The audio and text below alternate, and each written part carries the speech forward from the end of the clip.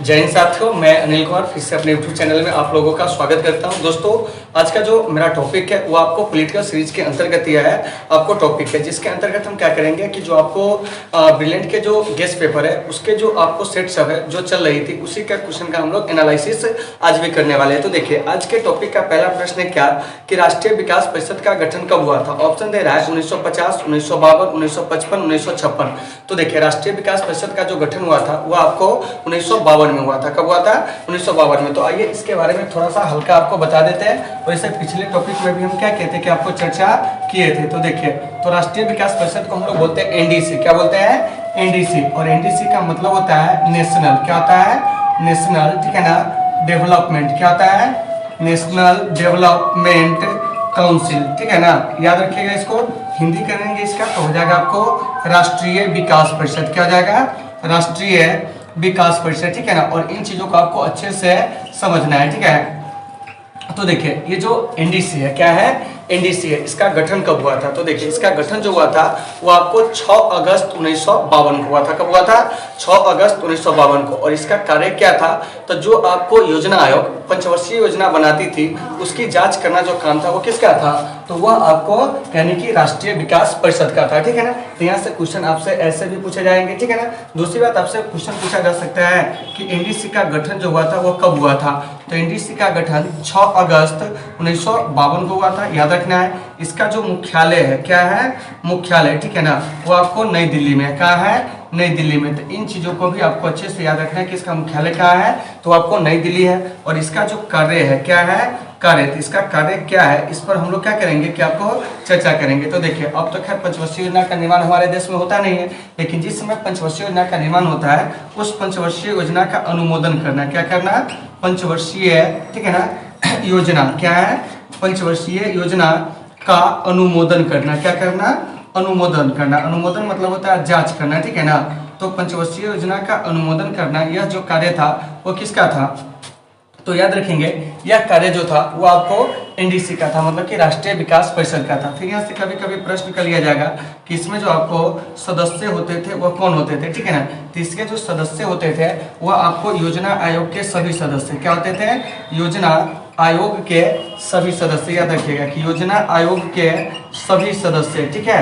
इन चीजों को आपको अच्छे से याद रखना है कि योजना आयोग के सभी सदस्य प्लस आपको सभी राज्यों के मुख्यमंत्री। क्या है? सभी राज्यों के, ठीक है ना, आपको मुख्यमंत्री थे। इसमें आपको संघ राज्य भी आते थे और आपको क्या है कि जो आपको राज्य है वो भी आते थे। तो ये जो आपको एनडीसी है, तो प्रश्न पूछा जाएगा कि एनडीसी के सदस्य कौन होते थे। तो हम क्या कहेंगे कि योजना आयोग के सभी सदस्य और प्लस में सभी राज्यों के मुख्यमंत्री जो होते थे इसके क्या होते थे? तो आपको सदस्य होते थे। तो इन चीजों को भी आपको अच्छे से क्या करना है? समझना है। फिर यहाँ से क्वेश्चन पूछा जाएगा कि ये जो योजना आयोग है क्या है? योजना आयोग है, ठीक है ना। ध्यान से सुनिएगा, इस योजना आयोग के अध्यक्ष, योजना आयोग कह रहे हैं कि ये जो एनडीसी है इस एनडीसी के जो अध्यक्ष होते थे वो कौन होते थे? तो याद रखेंगे कि एनडीसी के जो अध्यक्ष होते थे, ठीक है ना, वो आपको पदेन प्रधानमंत्री होते थे। कौन होते थे? पदेन प्रधानमंत्री, ठीक है ना। इस चीज को भी आपको अच्छे से याद रखना है कि एनडीसी के अध्यक्ष कौन होते थे? तो वे आपको प्रधानमंत्री होते थे। कौन होते थे? प्रधानमंत्री। तो इन सारे चीजों को आपको अच्छे से समझना है। तो आपका यहाँ से प्रश्न वही कर रहा है कि बताइए राष्ट्रीय विकास परिषद का गठन कब हुआ था। तो याद रखिएगा कि राष्ट्रीय विकास परिषद का गठन 6 अगस्त 1952 को हुआ था, ठीक है ना। ये जो एनडीसी है, एनडीसी का मतलब क्या होता है? तो नेशनल डेवलपमेंट काउंसिल, ठीक है। इसका मुख्यालय क्या है? तो आपको नई दिल्ली है। ये जो एनडीसी है इसका कार्य क्या था? तो याद रखेंगे कि पंचवर्षीय योजना का अनुमोदन करना, ठीक है ना, यानी कि जो योजना आयोग पंचवर्षीय योजना बनाती थी उसका अनुमोदन करना किसका काम था? तो आपको एनडीसी का कार्य था। तो इन चीजों को याद रखना है, ठीक है ना। इसके सदस्य कौन होते थे? तो योजना आयोग के सभी सदस्य प्लस में सभी राज्यों और संघ राज्य के मुख्यमंत्री इसके क्या होते थे? कि आपको मतलब सदस्य होते थे। और इसके जो अध्यक्ष होते थे वो कौन होते थे? तो आपको पदेन प्रधानमंत्री। तो इन चीजों को आपको अच्छे से याद रखना है, ठीक है ना। चलिए अगला प्रश्न क्या कर रहा है? जय जवान जय किसान का नारा किसने दिया था? तो देखिए, जय जवान जय किसान का जो नारा दिए थे वो आपको लाल बहादुर शास्त्री जी ने दिए थे, ठीक है ना। तो देखिए, यहाँ से कई प्रकार के प्रश्न आपसे पूछे जाएंगे, ठीक है ना। तो आइए इन सभी प्रश्नों पर हम लोग क्या करते हैं, आपको विचार करते हैं, ठीक है ना। जैसे देखिए कि जय जवान क्या है? जय जवान जय किसान, ठीक है ना। तो देखिए, जय जवान जय किसान का जो नारा दिए थे वो आपको लाल बहादुर शास्त्री जी दिए थे। कौन दिए थे? लाल बहादुर शास्त्री जी, याद रखिएगा LBS मतलब लाल बहादुर शास्त्री जी, ठीक है ना। तो जय जवान जय किसान का नारा कौन दिए थे? लाल बहादुर शास्त्री जी। और इसी में अगर आपको विज्ञान जो दिया जाए, जैसे आपको जय जवान क्या हो जाएगा? जय जवान, ठीक है ना। इसी में जोड़ दिया जाएगा आपको जय किसान, क्या है? जय किसान। और इसी में जोड़ दिया जाएगा जय विज्ञान, क्या है? जय विज्ञान, ठीक है ना। तो इसका जो नारा दिए थे वो आपको कौन दिए थे? तो आपको अटल बिहारी वाजपेयी जी। कौन दिए थे? अटल बिहारी वाजपेयी जी। कौन दिए थे? अटल बिहारी, ठीक है ना, वाजपेयी जी जो थे, यानी ABD, ठीक है ना, यानी कि अटल बिहारी वाजपेयी जी ने जय जवान जय किसान और जय विज्ञान का क्या किए थे?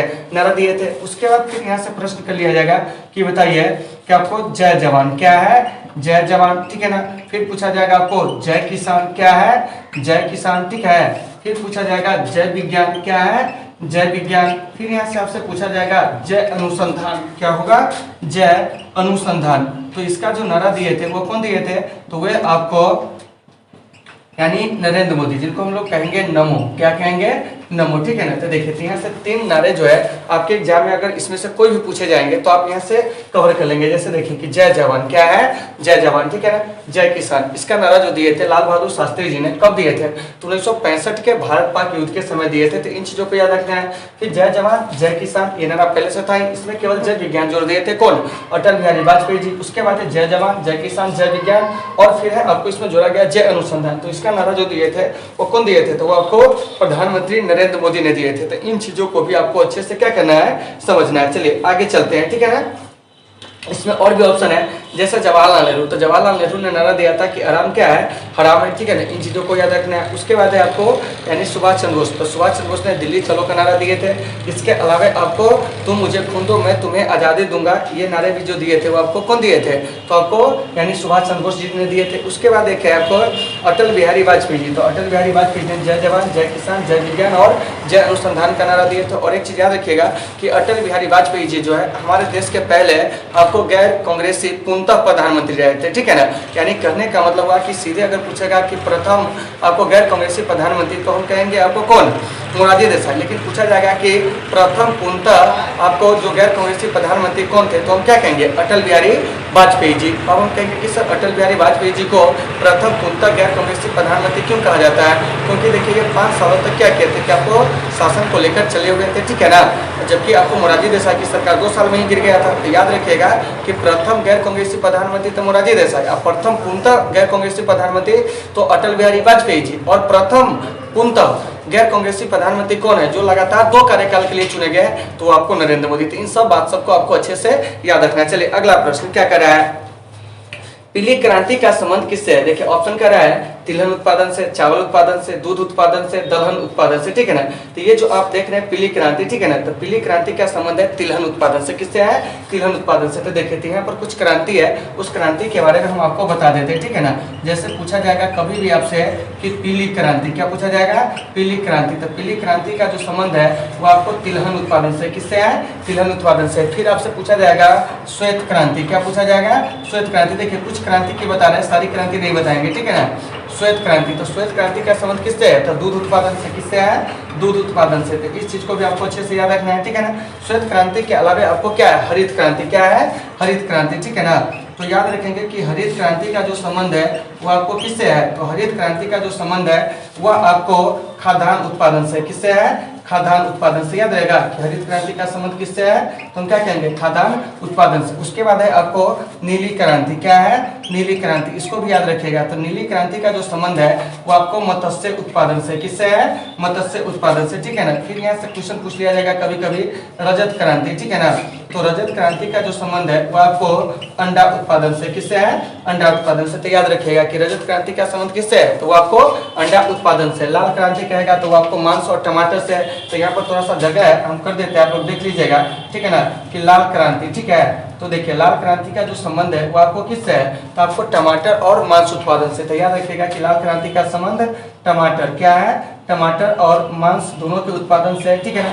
गुलाबी क्रांति, ये भी क्वेश्चन कभी कभी पूछ दिया जाता है। तो गुलाबी क्रांति का जो संबंध है वो आपको झींगा उत्पादन से, किस उत्पादन से है, झींगा उत्पादन से। गोल क्रांति पूछेंगे तो बताना होगा आपको कि गोल क्रांति जो है वो आपको आलू उत्पादन से संबंधित है। किससे संबंधित है, आलू उत्पादन से। तो देखिए आपका यहाँ से प्रश्न क्या करा था, देखिए ध्यान से सुनेंगे कि पीली क्रांति का संबंध किससे है। तो देखो भाई, पीली क्रांति का जो संबंध है वो आपको तिलहन उत्पादन से, किससे है, तिलहन उत्पादन से। तो इन चीजों को आपको अच्छे से क्या करना है, समझना है, ठीक है ना। उसी में अगर पूछ देगा कि दलहन उत्पादन से क्या है, ठीक है ना, तो दलहन उत्पादन से देखिए इसमें बहुत सारे क्रांति लिखे, आपको यहाँ से याद रखना है, ठीक है ना।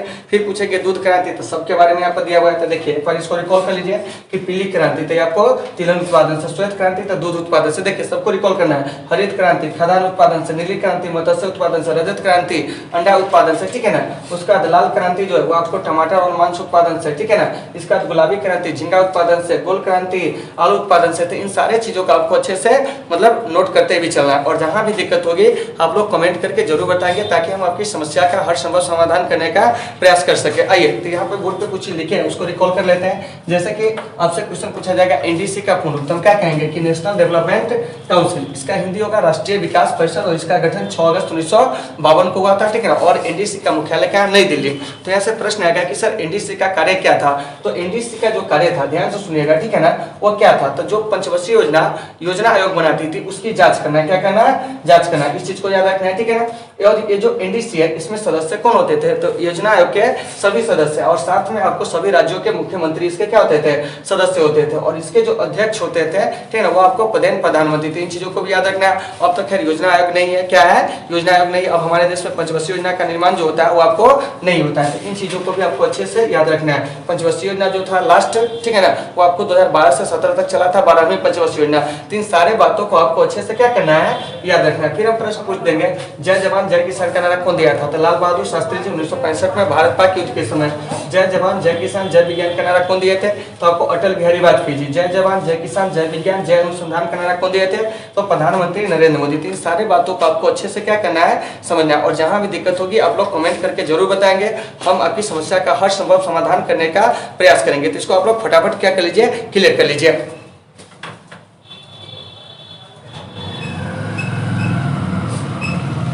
ध्यान से सुनिएगा। अब अगला प्रश्न हमारा क्या कर रहा है कि 42वें संविधान संशोधन द्वारा संवर्धित सूची में कौन से विषय शामिल किए गए थे। देखिए तो संवर्धित सूची में आपको जनसंख्या नियंत्रण जो था उसे आपको क्या किया गया था कि 42वें संविधान संशोधन के द्वारा क्या किया गया था कि आपको शामिल किया गया था। तो आइए इन्हीं मुद्दों पर हम लोग चर्चा करते हैं, ठीक है ना। क्या क्या करिए, संवर्धित सूची है क्या। तो देखिए तो हमारे भारत में क्या है कि संघात्मक शासन व्यवस्था, क्या है, संघात्मक शासन व्यवस्था। और हमारे यहाँ के संघात्मक शासन व्यवस्था जो है वो आपको कनाडा देश से प्रेरित है। किससे प्रेरित है, कनाडा से प्रेरित है, ठीक है ना। इन बातों को आपको अच्छे से याद रखना है। तो संघात्मक शासन व्यवस्था वाले देश में क्या होता है कि आपको केंद्र और राज्यों के बीच में शक्तियों का विभाजन रहता है। तो हमारे देश में भी क्या है कि आपको शक्तियों का जो विभाजन है वो आपको कर दिया गया है, ठीक है ना। और वो आपको सूची के माध्यम से, जैसे कि आपको एक है संघ सूची, ठीक है ना, एक है आपको संवर्धित सूची, और एक जो है वो आपको राज्य सूची है। क्या है, राज्य सूची है। तो आइए इन सूचियों के बारे में थोड़ा सा आप लोग क्या करेंगे कि आपको चर्चा करेंगे, ठीक है ना। तो देखिए तो हमारे संविधान में क्या है कि आपको 3 सूचियों के माध्यम से क्या है कि आपको केंद्र और राज्य के बीच में जो शक्ति है उसको बांटा गया है। तो इसमें एक है सबसे पहले आपको संघ सूची, क्या है, संघ सूची। तो याद रखिएगा, ठीक है ना, संघ सूची। दूसरा जो है वो आपको राज्य सूची है, क्या है, राज्य सूची है। और तीसरा जो है वो आपको संवर्धित सूची है। कौन सी सूची है, संवर्धित सूची, ठीक है ना। तो इस बातों को आपको अच्छे से याद रखना होगा। अब देखिए संघ सूची पर कानून कौन बनाता है, ये याद रखिएगा। तो संघ सूची पर आपको कानून बनाते हैं आपको संसद, क्या बनाते हैं, संसद बनाते हैं। और संघ सूची के विषय में ऐसे विषय आते हैं जो आपको राष्ट्रीय महत्व के क्या होते हैं, विषय होते हैं, ठीक है ना। चलिए देखिए उसके बाद है राज्य सूची। तो राज्य सूची पर आपको कानून बनाता है राज्य विधानमंडल। कौन बनाता है, राज्य विधानमंडल। तो इन चीज़ों को आपको अच्छे से समझना है, ठीक है ना। और संवर्धित सूची पर आपको संसद और राज्य विधानमंडल दोनों बना सकता है। कौन बना सकता है, संसद, और जो राज्य की विधानमंडल है वो भी आपको क्या हो सकता है, कानून बना सकता है। लेकिन विवाद की स्थिति में क्या होगा कि जो आपको संसद के द्वारा बनाए गए कानून होंगे वो आपको मान्य होंगे। तो यहाँ से एक प्रश्न आएगा कि सर संघ सूची में कैसे विषय आते हैं। तो संघ सूची में आपको राष्ट्रीय हित से जुड़े हुए क्या होते हैं कि आपको विषय आते हैं, ठीक है ना। और संघ सूची में क्या था कि आपको मूल में जो विषय था, ठीक है ना, याद रखिएगा कि संघ सूची में अगर हम विषय की बात करते हैं, क्या करते हैं, विषय की बात करते हैं, तो याद रखिएगा ये जो संघ सूची है, ठीक है ना, इस संघ सूची में आपको जो मूल में विषय था, क्या था, मूल में विषय, वह आपको 97 था। कितना था, 97 था। और अभी जो है वर्तमान में अगर हम संघ सूची में विषय की बात करते हैं तो वर्तमान में इसमें क्या है कि आपको 100 विषय है। तो इस बात को भी आपको अच्छे से याद रखना है। कभी कभी मतलब आपके एग्जाम में क्वेश्चन पूछ दिया जाता है पॉलिटिकल में, ठीक है ना, कि बताइए कि संघ सूची में कितने विषय है, ठीक है ना, अभी वर्तमान में तो आपको 100 विषय है, ठीक है ना। मूल में कितने विषय थे, तो वो आपको 97 विषय। अब हम बात करते हैं राज्य सूची में, तो देखिए तो राज्य सूची में अगर हम विषय की बात करते हैं, किसकी बात करते हैं, विषय की बात करते हैं, ठीक है ना। तो राज्य सूची में अगर विषय कहा जाए, ठीक है ना, तो वर्तमान में जो है वो आपको 61 विषय है। कितना विषय है, 61। और वहीं आपको मूल में जो था वो आपको इसमें 66 विषय था। फिर आपको संवर्ती सूची में अगर हम विषय की बात करते हैं तो संवर्ती सूची में विषय की अगर बात किया जाए तो यह आपको मूल में जो था वो आपको कितना था, 47, और यह वर्तमान में कितना हो गया था, आपको 52 हो गया। कितना हो गया है, 52 हो गया था। आपसे क्वेश्चन पूछा जाएगा कि बताइए कि संघ सूची में वर्तमान में कितने विषय है, तो 100, राज्य सूची में कितने हैं, तो 61, ठीक है ना, संवर्ती सूची में वर्तमान में कितने विषय है, तो आपको 52। तो इन चीजों को भी आपको अच्छे से याद रखना है। मूल में पूछेगा संघ सूची में तो 97 हो, ठीक है ना, राज्य सूची में पूछेगा तो 66 हो। इसके अलावा आपको संवर्ती सूची में पूछेगा कि मूल में कितने थे, तो आपको 47 विषय थे। तो ये तो खैर सारे विषय की बात आएगी, लेकिन इस सबके अलावा जो विषय बचते हैं उसको हम लोग बोलते हैं अवशिष्ट विषय। क्या बोलते हैं, अवशिष्ट विषय। कभी कभी क्वेश्चन पूछ लिया जाएगा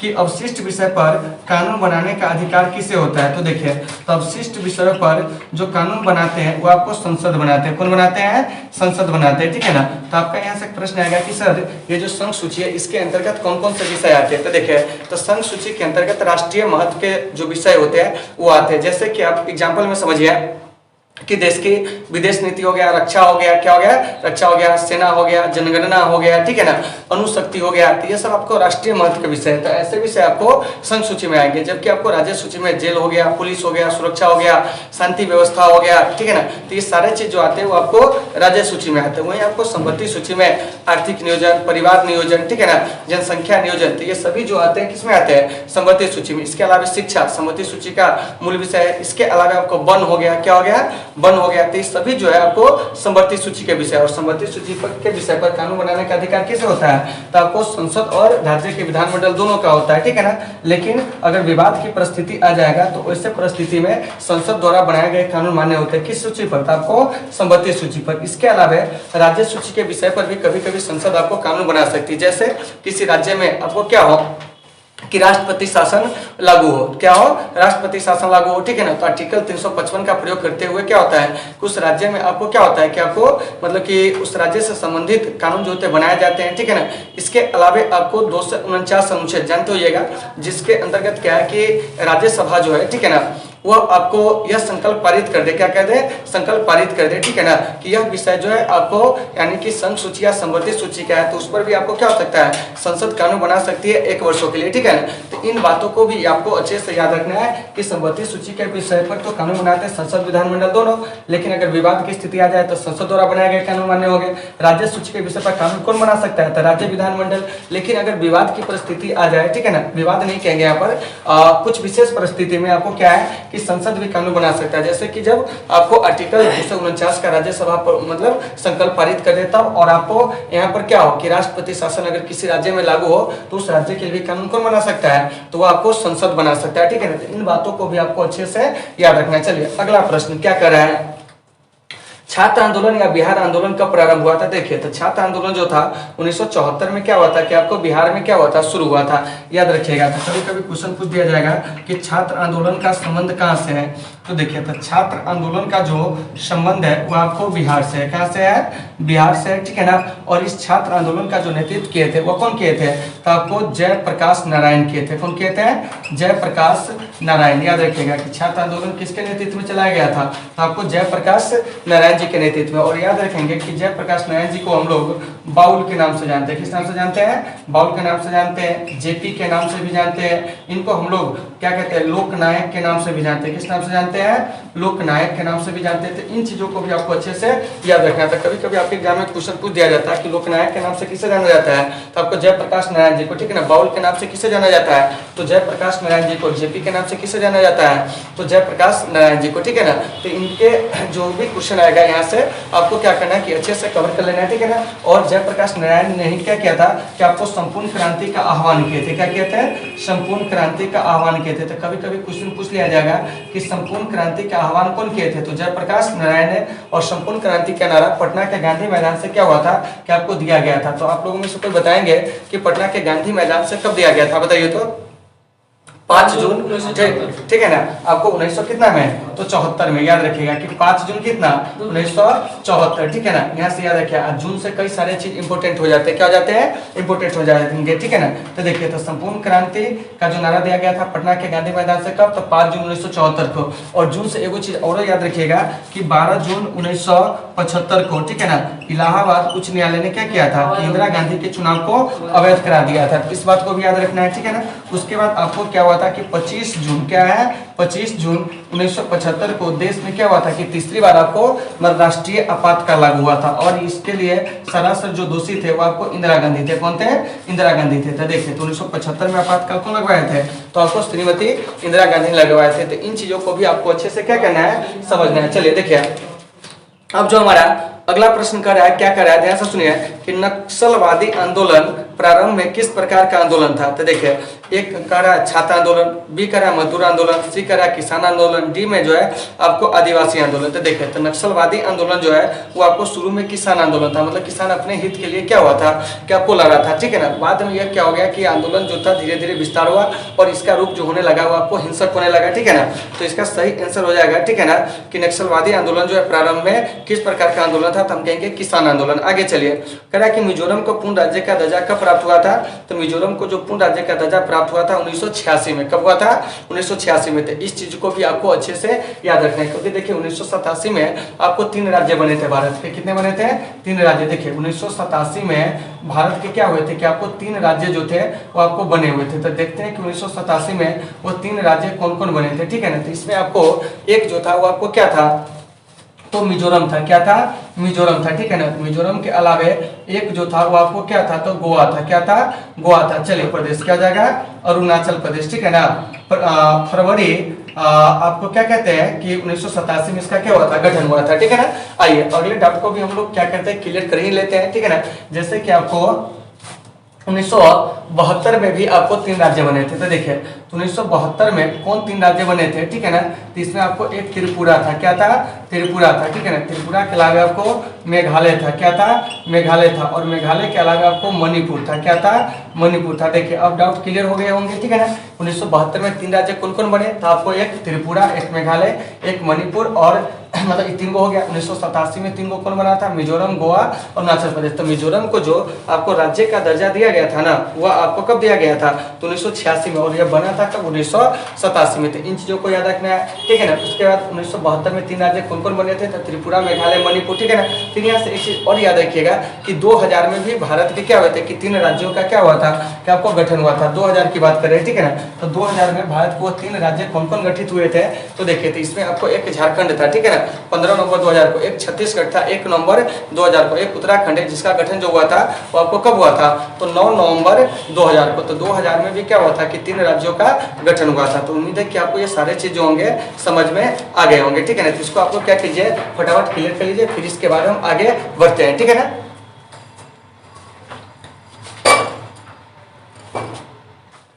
देखिए, अगला प्रश्न क्या कर रहा है, ध्यान से सुनेंगे आप लोग, ठीक है ना। देखिए, कह रहा है कि निम्न में से भाषाई आधार पर बनने वाला राज्य कौन है। तो देखिए, आंध्र प्रदेश, कर्नाटक, महाराष्ट्र, उपयुक्त सभी। तो ये सभी हो जाएगा। क्या हो जाएगा, सभी हो जाएगा। क्योंकि देखिए, आंध्र प्रदेश का गठन हुआ था तेलुगु भाषा के आधार पर। किसके आधार पर, तेलुगु भाषा के आधार पर। कर्नाटक का जो गठन हुआ था वो आपको किस आधार पर हुआ था, तो कर्नाटक का गठन जो है, ध्यान से सुनिएगा, वो आपको कन्नड़ भाषा के आधार पर, ठीक है ना।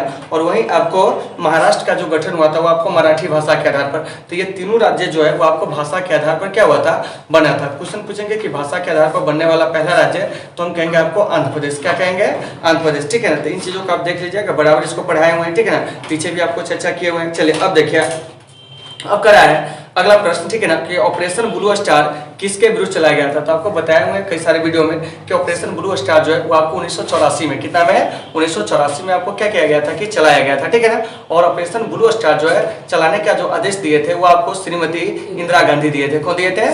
श्रीमती इंदिरा गांधी। तो ये ऑपरेशन ब्लू स्टार किसके विरुद्ध चलाया गया था यह पूछा जा रहा है। तो देखिए कह रहा है कि नागालैंड के उग्रवादियों के विरुद्ध, गलत है। असम के उग्रवादियों के विरुद्ध, गलत है। पंजाब के उग्रवादियों के विरुद्ध, इसका सही आंसर हो जाएगा पंजाब के उग्रवादियों के विरुद्ध, क्योंकि आपको बताए थे कि जो चरमपंथी सिख थे, ठीक है ना, उसी के खिलाफ आपको 1984 में आपको क्या किया गया था कि ऑपरेशन ब्लू स्टार चलाया गया था। और यही operation blue star Indira Gandhi की हत्या का क्या हुआ था कि आपको कारण बना था। तो देखिए तो यहाँ से कुछ चीज ऐसे है, ठीक है ना, जो आपसे पूछे जाएंगे तो उसको आप याद रखेंगे, ठीक है ना। जैसे देखिए ध्यान दे, सुनिए सारे बच्चे इधर ध्यान दीजिए। देखिए कह रहा है कि ऑपरेशन ब्लू स्टार क्या है? Operation blue star. देखिए यहाँ ध्यान से सुन, देखिए लक्ष्मण भाई यहाँ ध्यान दीजिए, ऑपरेशन ब्लू स्टार, ठीक है ना। तो ये जो आप देख रहे हैं ऑपरेशन ब्लू स्टार, ये कब चलाया गया था? 1984 में। कितना चलाया गया था? 1984 में, ठीक है ना। ऑपरेशन ब्लू स्टार किसके खिलाफ चलाया गया था? तो आपको जो मतलब कि पंजाब के जो चरमपंथी सिख थे, क्या थे? चरमपंथी सिख, ठीक है ना। तो याद रखेंगे कि पंजाब के जो चरमपंथी सिख थे, उसी चरमपंथी सिख के खिलाफ आपको क्या हुआ था कि आपको ऑपरेशन ब्लू स्टार चलाया गया था 1984 में। और ऑपरेशन ब्लू स्टार चलाने का जो आपको आदेश दिया था वो कौन दिया था? तो आपको इंदिरा गांधी ने। कौन दिए थे? इंदिरा गांधी। मतलब कि इंदिरा गांधी के समय में आपको ऑपरेशन ब्लू स्टार चला था 1984 में, ठीक है ना। और कहाँ चला था ये भी प्रश्न आपसे पूछा जाएगा, ठीक है ना। तो ये जो ऑपरेशन ब्लू स्टार है यह आपको पंजाब के अमृतसर स्थित स्वर्ण मंदिर में चला था। कहाँ चला था? पंजाब के अमृतसर स्थित जो स्वर्ण मंदिर है उसी स्वर्ण मंदिर में चला था, क्योंकि इसमें कुछ चरमपंथी सिख जो थे वो आपको हथियार लेकर क्या हो गए थे कि आपको एकत्र हो गए थे। तो इन्हीं को भगाने के लिए, ठीक है ना, कि आपको ऑपरेशन ब्लू स्टार 1984 में चलाया गया था। तो इस चीज को याद रखना है। फिर यहाँ से एक प्रश्न सीखे थे कि भाषा के आधार पर बनने वाला पहला राज्य, तो आपको आंध्र प्रदेश। इन सारे चीजों को आपको अच्छे से समझना है। आगे देखिए कह रहा है कि भारतीय संविधान की आत्मा किसे कहा जाता है? नीति निर्देशक सिद्धांत को, मौलिक अधिकार को, प्रस्तावना को, मौलिक कर्तव्य को। तो देखिए तो भारतीय संविधान की जो आपको आत्मा है वो आपको प्रस्तावना को कहा जाता है। किसको कहा जाता है? प्रस्तावना को। याद रखिएगा कि भारतीय संविधान की आत्मा किसे कहा जाता है? तो आपको प्रस्तावना को। किसको कहा जाता है? प्रस्तावना को। और इसी प्रस्तावना को हम लोग अच्छे नाम से अगर जाना जाए तो उसको हम लोग कहते हैं उद्देशिका। क्या कहते हैं? उद्देशिका। देखिए उद्देशिका को हम लोग प्रस्तावना कहते हैं बोलचाल की भाषा में, ठीक है ना। और इसी को जीवनसाथी.com की भाषा में बोलते हैं प्रीएम्बल। क्या बोलते हैं? प्रीएम्बल बोलते हैं। प्रीएम्बल का मतलब क्या होता है? तो आपका प्रस्तावना ही होता है। क्या होता है? प्रस्तावना। तो देखिए तो सबसे पहले यहाँ से दो चीज याद रखिएगा कि प्रस्तावना जो है संविधान की आत्मा है, ऐसा कहते हैं ठाकुरदास भार्गव ने भारतीय संविधान की प्रस्तावना को देखते हुए, ठीक है ना। तो एक चीज याद रखिएगा कि ये जो प्रस्तावना है, ठीक है ना, तो प्रस्तावना का जो विचार है हमारे देश में वो आपको अमेरिका से प्रेरित है। कहाँ से प्रेरित है? अमेरिका से। अगर आपसे क्वेश्चन पूछा जाए कि बताइए भारतीय संविधान में प्रस्तावना का विचार किस देश से प्रेरित है, तो हम क्या कहेंगे? अमेरिका से, ठीक है ना। जबकि प्रस्तावना की जो भाषा ली गई है वो आपको कहाँ से ली गई है? तो प्रस्तावना की जो भाषा है वो आपको ऑस्ट्रेलिया के संविधान से प्रेरित है। किससे प्रेरित है? ऑस्ट्रेलिया के संविधान से। तो याद रखिएगा कि भारतीय संविधान में जो प्रस्तावना की भाषा है वो आपको ऑस्ट्रेलिया से प्रेरित है, जबकि आपको प्रस्तावना लेने का जो विचार था वो आपको कहाँ से लिया गया है? तो आपको अमेरिका से। अब यहाँ से एक चीज याद रखेंगे कि इसे प्रस्तावना को हम लोग संविधान की आत्मा कहते हैं। क्या कहते हैं? संविधान की आत्मा। याद रखिएगा कि प्रस्तावना को क्या कहते हैं? तो संविधान की आत्मा कहते हैं, ठीक है ना। या इसी को कहा जाता है संविधान का परिचय पत्र। क्या कहा जाता है? संविधान का परिचय पत्र। तो आपसे यहाँ से क्वेश्चन पूछा जाएगा कि बताइए भारतीय संविधान की प्रस्तावना को संविधान की आत्मा कौन कहा था? तो आपको ठाकुरदास भार्गव ने कहा था। कौन कहा था? ठाकुरदास भार्गव ने। तो याद रहेगा कि भारतीय संविधान की प्रस्तावना को ध्यान से सुनिएगा, ठीक है ना, कि आपको संविधान की जो आत्मा कहा था कौन कहा था? तो वो आपको ठाकुरदास भार्गव ने कहा था। और भारतीय संविधान की प्रस्तावना में अब तक मात्र एक बार संशोधन हुआ है, वो भी कब था? 1976 में। तो याद रखिएगा कि भारतीय संविधान की प्रस्तावना में एक बार मात्र संशोधन हुआ है, कब? 1976 में। तो पूछा जाएगा किस संविधान संशोधन द्वारा, तो हम कहेंगे आपको 42वां संविधान संशोधन द्वारा। किसके द्वारा? 42वां संविधान संशोधन के द्वारा। और इसके तहत संविधान की प्रस्तावना में क्या हुआ था कि आपको समाजवादी, क्या है? समाजवादी, ठीक है ना। इसके अलावा आपको क्या है? अखंडता। क्या है? अखंडता, ठीक है ना। और एक शब्द था और जो था आपको धर्मनिरपेक्ष। क्या था? धर्मनिरपेक्ष। तो ये तीन शब्द जो जोड़े गए थे संविधान की प्रस्तावना में वह आपको कब जोड़े गए थे? 1976 में। किस संविधान संशोधन द्वारा? तो आपको 42वां संविधान संशोधन के द्वारा। तो इन चीजों को आपको अच्छे से याद रखना है कि संविधान की प्रस्तावना में धर्मनिरपेक्ष, ठीक है ना, इसके अलावा आपको अखंडता और समाजवादी, ये तीनों शब्द जो जोड़ा गया था वो कब जोड़ा गया था? तो हम क्या कहेंगे? 1976 में। किस संविधान संशोधन द्वारा? तो आपको 42वां संविधान संशोधन के द्वारा। तो इस बातों को भी आपको अच्छे से क्या करना है? याद रखना है, ठीक है ना। और 42वां संविधान संशोधन जो है, इससे कहा जाता है आपको मिनी संविधान। क्या कहा जाता है? मिनी संविधान, ठीक है ना, क्योंकि संशोधन द्वारा बहुत सारी चीजों में क्या हुआ था कि आपको मतलब फेरबदल किए गए थे। जैसे कि आपको क्या हुआ था कि सबसे पहले 42वें संविधान संशोधन में ही इस बात की व्यवस्था की गई थी कि ये जो राष्ट्रपति है, ठीक है ना, ध्यान से सुनिएगा, यह मंत्रिपरिषद के सलाह मानने के लिए क्या होंगे? बाध्य होंगे, ठीक है ना। इसके अलावा आपको जनसंख्या नियंत्रण जो था, ठीक है ना, उससे क्या हुआ था कि संवर्धित सूची का विषय जो था वो आपको बना दिया गया था। तो इन बातों को भी आपको अच्छे से याद रखना है। 1976 में ही क्या हुआ था कि लोकसभा का जो कार्यकाल था वो आपको आपातकाल के दौरान 1 वर्षों के लिए क्या कर दिया गया था? बढ़ा दिया गया था। तो इन सारे चीजों को आपको अच्छे से समझना है। क्या करना है? समझना है। तो उम्मीद है कि आप इन सारे चीजों को क्लियर कर लेंगे, ठीक है ना। आइए अब हम आगे चलते हैं। देखिए अगला प्रश्न हमारा क्या कर रहा है। देखिए अगला प्रश्न है, इसमें कुछ ऑप्शन भी है, जैसे कि आपको नीति निर्देशक सिद्धांत, ठीक है ना। तो देखिए तो हमारे देश में जो राज्य के नीति निर्देशक सिद्धांत है वो आपको कहाँ से लिया गया है? तो वो आपको आयरलैंड से, ठीक है ना। तो याद रखिएगा कि भारतीय संविधान में डीपीएसपी जो लिया गया, मतलब राज्य के नीति निर्देशक था, तो वो कहाँ से लिया गया है? तो आपको आयरलैंड से लिया गया। कहाँ से लिया गया है? आयरलैंड से। तो इन चीजों को अच्छे से याद रखना है। इसी में पूछेगा फंडामेंटल ड्यूटीज, मतलब कि आपको मौलिक कर्तव्य, तो यह कहाँ से लिया गया था? ये आपको रूस से लिया गया है, ठीक है ना। इसी में पूछ देता है आपको फंडामेंटल राइट्स, यानी कि मौलिक अधिकार, तो मौलिक अधिकार कहाँ से लिया गया है? तो आपको अमेरिका से लिया गया है। कहाँ से लिया गया है? अमेरिका से। तो इन बातों को भी आपको अच्छे से क्या करना है? याद रखना है। क्वेश्चन सवाल से पूछे जा सकते हैं। मौलिक अधिकार वर्तमान में कितने प्रकार के दिए गए भारतीय नागरिकों को? तो 6 प्रकार के, ठीक है ना। और शुरू में कितने प्रकार के थे? 7 प्रकार के। फिर एक बात याद रखिएगा कि मौलिक कर्तव्य 1976 में जब जोड़ा गया था तो कितने दिए गए थे? तो 10। अभी जो भारतीय नागरिकों को दिए गए मौलिक कर्तव्य कितने हैं? तो आपको 11 है। तो इस बात को भी आपको अच्छे से याद रखना है, ठीक है ना। और ये जो देख रहे हैं फंडामेंटल राइट्स, ठीक है ना, इसकी जो चर्चा है भाग 3 में है। कहाँ है? भाग 3 में। याद रखिएगा कि मौलिक अधिकार की चर्चा भाग 3 में, ठीक है ना। और ये जो मौलिक कर्तव्य है इसकी चर्चा जो है वह भाग के 4 के क्लॉज क्या है? 6 में है, ठीक है ना। उसके बाद है आपको आयरलैंड। क्या है? आयरलैंड से आपको डीपीएसपी लिया गया है। तो डीपीएसपी की जो चर्चा है वो आपको भाग 4 में, किसमें है? भाग 4 में। तो इन चीजों को भी आपको अच्छे से क्या करना है? याद रखना है, ठीक है ना। तो उम्मीद है कि आपको ये सारे चीज समझ में आ गए होंगे। तो चलिए आज की इस कक्षा को यहीं पर रहने दीजिए, फिर हम लोग मिलते हैं अगले मतलब की वीडियो में, ठीक है ना, एक बेहतर क्लास के साथ।